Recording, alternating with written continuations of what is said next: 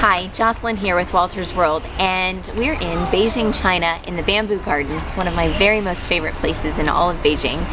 And today I wanted to talk about safety tips for women traveling abroad. Let's just jump right in and talk about blending in. The very best way not to be a target is to blend in. You won't be a target if you can blend in, so pack light and buy your clothing there, because clothing in different countries is a little different than maybe what we have. Part of that is to dress modestly. You don't want a lot of cleavage, and you shouldn't be wearing Daisy Dukes because nobody needs to see that anyway. But it makes you less of a target the more modestly you are dressed. Another way to blend in, and this is a really good one, that will make you either look like a local or at the very least look like an expat, is to go to a grocery store, which I like to do anyway because it's a fun cultural experience. But go to a grocery store and buy one of their reusable grocery bags. Carry your water and your guidebook and that instead of carrying a backpack, and put your important stuff in your bag or your purse. But if you carry a grocery bag, no one will think that you're a tourist. So another rule is don't be flashy. Don't wear big ostentatious jewelry.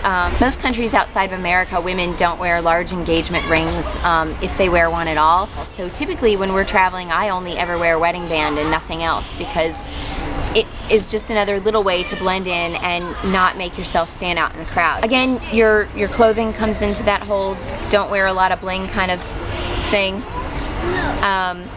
Bags.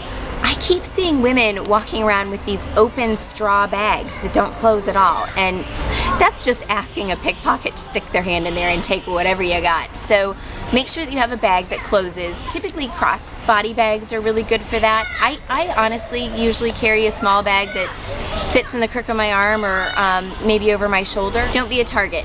Walk with 3 things: confidence, awareness, and hot coffee. You'll see what I mean in a minute. So if you're confident, people are less likely to pick you out of a crowd. But if you're scared and you're walking with your head down and you look like you're afraid, that makes you a target. They're like, oh, that person's weak, I can go and get them. Predators think like that. So do the opposite of that and walk with confidence and be aware of what your surroundings are. Watch the people around you. Watch if things change. Pay attention to, suddenly you'll turn a corner and all of a sudden you're like, oh my God, this is not a good place to be. Turn around and leave. Don't freak out. Just do it calmly and go somewhere else. Hot coffee. Hot coffee is not a bad thing to have. If anybody comes to you and you feel very threatened, or they try to grab you or something, you can always toss a good cup of hot coffee in their face. Maybe it's not so nice, but I also tend to watch shadows when we walk at night, in the street lights or during the day. I can see if someone's trying to sneak up on me by the shadows that are around me. So I as I'm walking, I might just kind of peek around and every now and then and look to see if something has changed in my environment. Take a self-defense class. Don't take it for your trip, take it for your life. A month in a self-defense class like Haganah or Krav Maga will not only give you piles of confidence, but you'll be physically stronger and you'll be smarter about yourself and your surroundings. Some things that you'll learn in self-defense is that if somebody were to grab your arm with their hand or grab you anywhere with their hand, you can take your hand and knock really hard on the top of their hand and they'll let go, I promise. If you feel threatened, ask them a question. If somebody's coming up to you, have a question always in the back of your mind. I call it my safety question. If somebody comes up to me and I feel uncomfortable, I ask, where's my favorite restaurant or my favorite shop or whatever. Say, where's the grocery store? Even if it's not the right language, you're going to take that person out of the situation for just a split second, and that's enough for you to turn and walk away. Plan where you're going, when you're going, and how you're going to get there.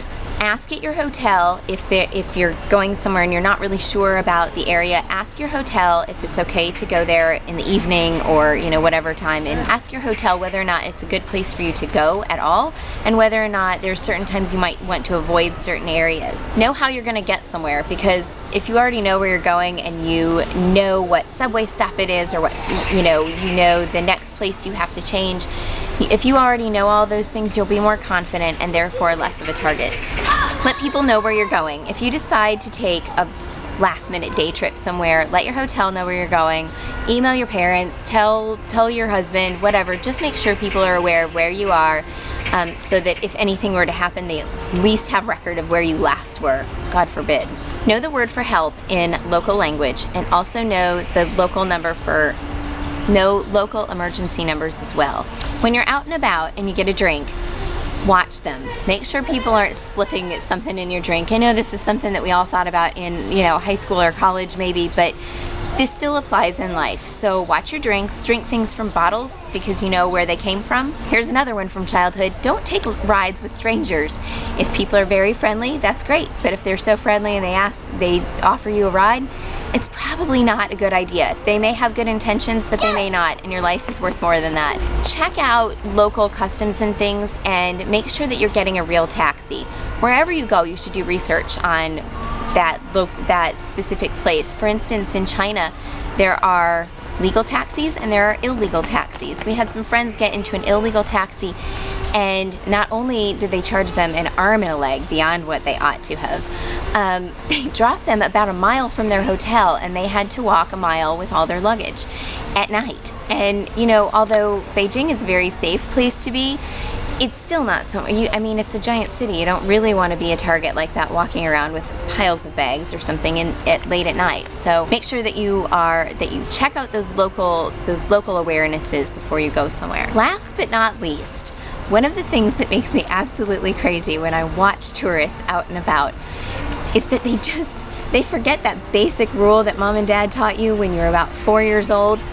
Look both ways before you cross the street. I don't know how often I see people just plow right off into traffic and not even look, and they're inches from death. And it's like they put on their magic fanny pack and they're protected from the world and they just take off. So those basic guidelines that we tell our kids, make sure you're doing that.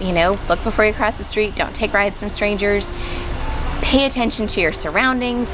The less you carry, the less you're a target. Those are your big things. Okay, so that's our list of safety tips for women traveling abroad, and I hope that you have enjoyed our little setting here in the bamboo gardens of Beijing. And that's all for now. Check us out on woltersworld.com, YouTube, Facebook, and Twitter. Bye.